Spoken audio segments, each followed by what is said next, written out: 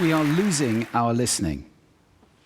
We spend roughly 60% of our communication time listening, but we're not very good at it. We retain just 25% of what we hear. Now, not you, not this talk, but that is generally true.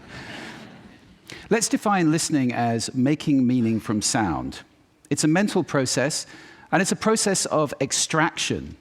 We use some pretty cool techniques to do this. One of them is pattern recognition. So in a cocktail party like this, if I say, David, Sarah, pay attention, some of you just sat up. We recognize patterns to distinguish noise from signal, and especially our name.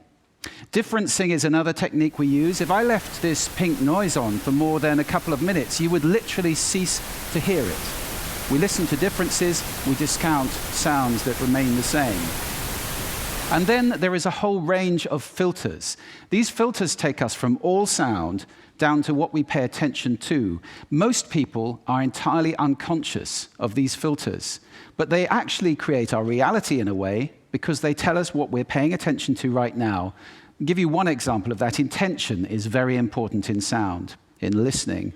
When I married my wife, I promised her that I would listen to her every day as if for the first time. Now that's something I fall short of on a daily basis. But it's a great intention to have in a relationship.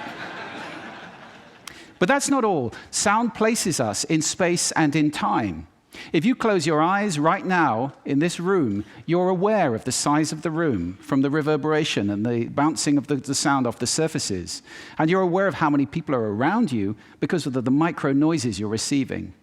And sound places us in time as well, because sound always has time embedded in it. In fact, I would suggest that our listening is the main way that we experience the flow of time from past to future. So, sonority is time and meaning, a great quote. I said at the beginning, we're losing our listening. Why did I say that? Well, there are a lot of reasons for this. First of all, we invented ways of recording. First, writing, then audio recording, and now video recording as well. The premium on accurate and careful listening has simply disappeared. Secondly, the world is now so noisy, with this cacophony going on visually and auditorily, it's just hard to listen. It's tiring to listen. Many people take refuge in headphones, but they turn big public spaces like this, shared soundscapes, into millions of tiny little personal sound bubbles. In this scenario, nobody's listening to anybody. We're becoming impatient. We don't want oratory anymore, we want sound bites.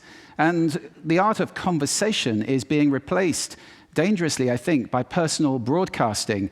I don't know how much listening there is in this conversation, which is sadly very common, especially in the UK. We're becoming desensitized. Our media have to scream at us with these kind of headlines in order to get our attention. And that means it's harder for us to pay attention to the quiet, the subtle, the understated. This is a serious problem that we're losing our listening. This is not trivial. Because listening is our access to understanding. Conscious listening always creates understanding. So I'd like to share with you 5 simple exercises, tools you can take away with you to improve your own conscious listening. Would you like that? Good. The first one is silence. Just 3 minutes a day of silence is a wonderful exercise to reset your ears and to recalibrate so that you can hear the quiet again. If you can't get absolute silence, go for quiet. That's absolutely fine. Second, I call this the mixer. So even if you're in a noisy environment like this, and we all spend a lot of time in places like this, listen in the coffee bar to how many channels of sound can I hear? How many individual channels in that mix am I listening to? You can do it in a beautiful place as well, like a lake. How many birds am I hearing? Where are they? Where are those ripples? It's a great exercise for improving the quality of your listening. Third, this exercise I call savoring, and this is a beautiful exercise. It's about enjoying mundane sounds. This, for example, is my tumble dryer. It's a waltz. 1, 2, 3, 1, 2, 3, 1, 2, 3. I love it.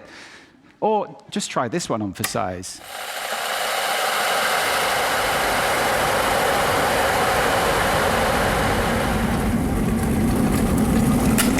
Wow.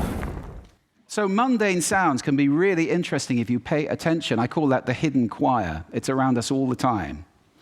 The next exercise is probably the most important of all of these. If you just take one thing away, this is listening positions. The idea that you can move your listening position to what's appropriate to what you're listening to. This is playing with those filters. You remember I gave you those filters at the beginning? It's starting to play with them as levers, to get conscious about them and to move to different places. These are just some of the listening positions or scales of listening positions that you can use. There are many. Have fun with that. It's very exciting. And finally, an acronym. You can use this in listening, in communication. If you're in any one of those roles, and I think that probably is everybody who's listening to this talk. The acronym is RASA, which is the Sanskrit word for juice or essence. And RASA stands for receive, which means pay attention to the person, appreciate, making little noises like, oh, okay. Summarize, the word so is very important in communication, and ask questions afterwards. Now, sound is my passion, it's my life. I wrote a whole book about it, so I live to listen. That's too much to ask for most people. But I believe that every human being needs to listen consciously in order to live fully.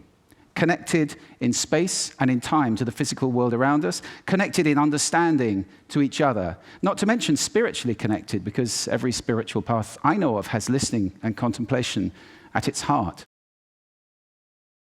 So I invite you to connect with me, connect with each other, take this mission out, and let's get listening taught in schools and transform the world in one generation to a conscious listening world, a world of connection, a world of understanding, and a world of peace. Thank you for listening to me today.